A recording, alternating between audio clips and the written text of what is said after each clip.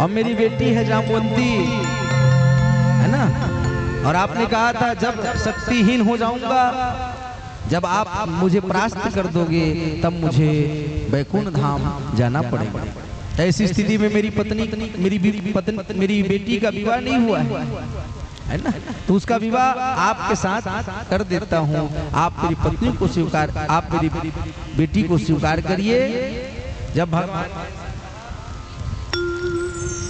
तो भगवान ने कहा ठीक है जामवंती, और भगवान जो है जामवंती के साथ विवाह करते हैं। यह है भगवान की दूसरी पत्नी जिसका नाम है जामवंती। पहला रुक्मणी और दूसरा जामवंती। आज भगवान मणि को लाए और सत्रजीत नाम के राजा को दिया, और सत्रजीत से कहा लो भैया तूने बहुत बदनामी किया था, अब अपना मणि अपने पास संभाल करके रखो। तो भगवान ने अपने कलंक को दूर किया, तो सत्रजीत शर्मिंदा हुआ, सत्रजीत बड़ा शर्मिंदा हुआ। तो सत्रजीत ने कहा महाराज ये मणि अब आप ही रख लो, हाँ, और मैं अपनी मेरी बहन है जिसका नाम है सत्यभामा, आप सत्यभामा के साथ विवाह कर लो महाराज, आप सत्यभामा के साथ विवाह कर लो। और जैसे सत्यभामा के साथ विवाह करोगे ना तो मैं आपको ये मणि प्रदान कर दूंगा।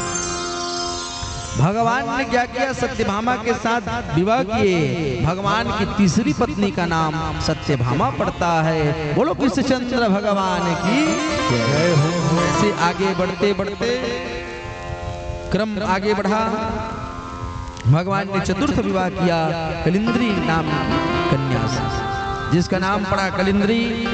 पंचम विवाह हुआ मित्रविंदा के साथ, और छठवा विवाह हुआ सत्या नग्नजीत, राजा नग्नजीत की बेटी नग्नजीती, जिसका नाम था सत्या। और नग्नजीत कहाँ के राजा थे, तो दक्षिण कोसल के राजा थे, यानी छत्तीसगढ़ के राजा थे। यहाँ की बेटी जिसका नाम था सत्या, भगवान के यहाँ द्वारिका में उनका विवाह हुआ। क्रम आगे बढ़ा। भद्रा, छठवां नंबर सत्या और सातवां भद्रा। भद्रा के समय भगवान क्या हुआ था, भद्रा का विवाह कैसे हुआ, तो 7 बैल था। कितना बैल था, 7 बैल। और भद्रा की पिताजी ने ये प्रण किया था कि 7 बैल को जो एक साथ नाथेगा उसी का विवाह भद्रा के साथ होगा। कोई राजा महाराजा ऐसा नहीं कर पाए, अंत में भगवान को जाना पड़ा। 7 बैल को एक साथ नाथ कर भगवान ने भद्रा के साथ विवाह किया। 7वां नंबर। 8वां क्रम आगे बढ़ा, तो भगवान की 8वां नंबर की पत्नी का नाम है लक्ष्मणा। तो भगवान की कुल 8 पत्नी का नाम भागवत में लिखा है, इसी को अष्टभार्या कहते हैं। और 16,100 के नाम गुप्त है, उसको लिखा नहीं है। अगर लिख दिए थे तो बताते बताते 2 महीना बीत जाता, लेकिन भागवत खत्म नहीं होता। नामे दिन भर नाम ही बताते रहते। 16,108 16,100 नाम बताना ये यहाँ पास बहुत टाइम लगता है। तो भागवत में अष्टभार्या का वर्णन है। 8 भार्या यानी अष्टपत्नी भगवान की हैं। रुक्मणी, जामवंती, सत्यभामा, कलिंद्री, मित्रविंद्या, नग्नजीती, भद्रा और लक्ष्मणा। इस 8 भगवान की पत्नी। 8 के साथ भगवान ने विवाह किया। और भगवान विवाह कर कर घर पर आते हैं, सुखपूर्वक जीवन यापन करने लगते हैं।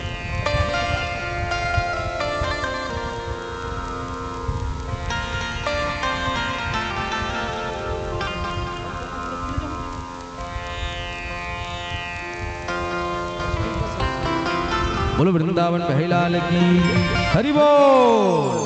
तो आज भगवान ने विवाह किए 108 विवाह भगवान को हुआ। अब 16,100 विवाह करना है।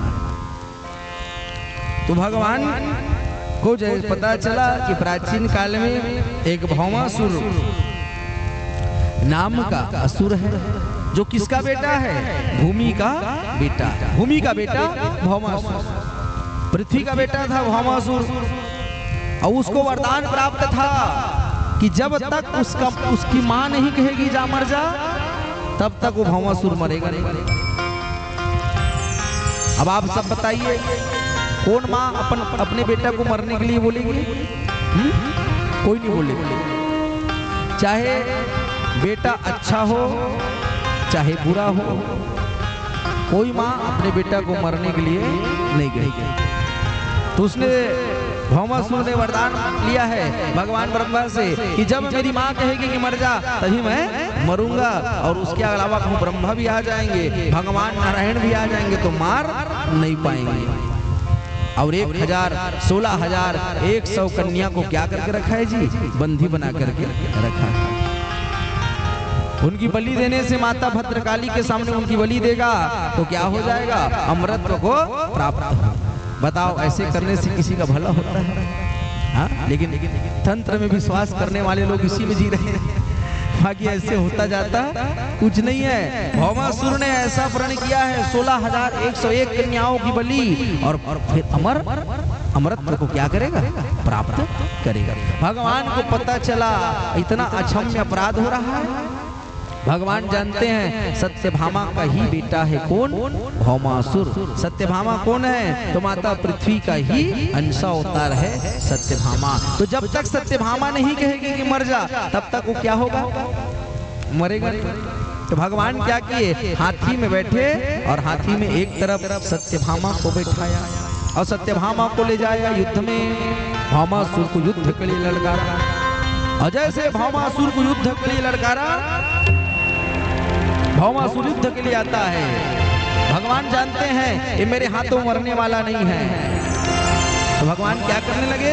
मैं कछु करब ललित नरलीला। भगवान नरलीला करने लगे, और नरलीला करते हुए भगवान आज युद्ध करने लगे, लेकिन किसी की पराजय नहीं हो रही, क्योंकि जहाँ भौमासुर ना भगवान को मार सकते हैं ना भगवान भौमासुर को मारेंगे। तो क्या हुआ?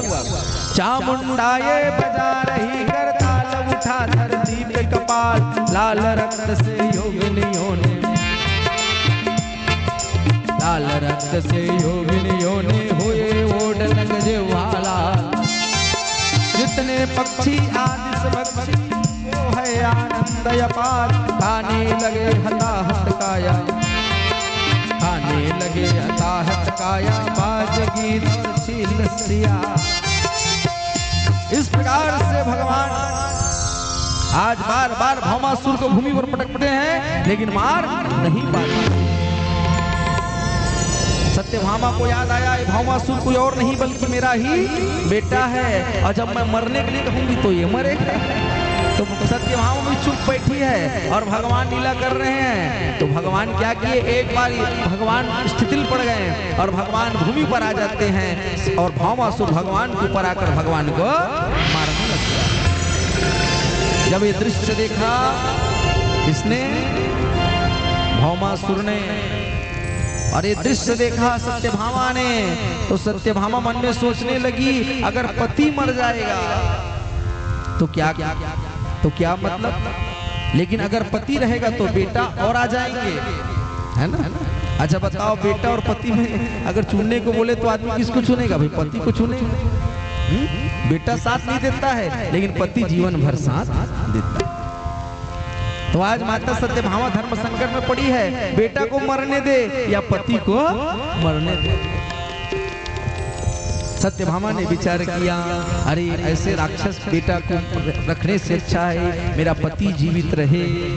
हाँ, तो भगवान वहां से सत्यभामा हाथी के ऊपर से खड़ी हुई और बोली कि जाओ भस्मासुर तुम मर जाओ। और जैसे इतना भस्मासुर भौमासुर को कहा, भगवान कृष्ण जो है तुरंत भौमासुर को भूमि पर पटक देते हैं, और ऐसे करते करते भगवान आज भौमासुर को गति प्रदान करते हैं। बोलो कृष्णचंद्र भगवान की जय। भौमासुर की कैद में 16,100 कन्याओं को भगवान मुक्त करते हैं, और सारी कन्याओं के साथ भगवान विवाह करते हैं। तो देखो, विवाह करने के पीछे भगवान का कोई कारण नहीं था। कारण ये था कि उन 16,000 कन्याएं कब से बंधी थी उसके यहाँ, और उससे कौन विवाह करता? उनके घर वाले भी नहीं रखते, तो जिसको कोई नहीं रखता था भगवान उससे विवाह करते थे। इसलिए भगवान ने 16,108 शादी की। ये भगवान के शादी का मूल कारण। अब भगवान विवाह तो कर लिए, भौमासुर को भी मार दिए, है ना। इसी भौमासुर को हम नरकासुर के नाम से भी जानते हैं।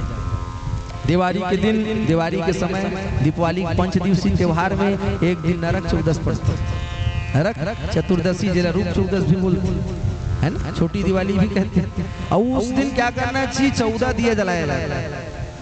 कहाँ पर? दक्षिण दिशा की तरफ मुख करके घर के बाहर में। ये सत्य पर, अधर्म पर सत्य की विजय का पर्व होता है। इसको हम रूप चौदस कहते हैं। भौमासुर को भगवान ने गति प्रदान की, भगवान विवाह किए, सारे लोगों को ले आकर के आज द्वारिकापुरी को आ जाए।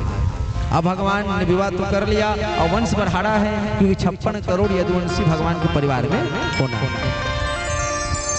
आज भगवान विवाह, ये भगवान का अभी तक एक ही बेटा था जिसका नाम है प्रद्युम्न, है ना। तो एक बेटा प्रद्युम्न और 16,108 रानियों से भगवान के 3 पुत्र होते हैं। अब जो हिसाब लगाइए कितना हुआ? 3 गुणे 16,108। इतने भगवान के पुत्र आज फैलते चले गए। भगवान के नाती हुए, भगवान के पंथी भी हो जाते हैं। देखो इतना जल्दी भगवान का क्या हो गया? विवाह भी हो गया। 16,108 विवाह और बेटा भी, और बेटा से नाती भी हो गया। भगवान के नाती का नाम है अनिरुद्ध।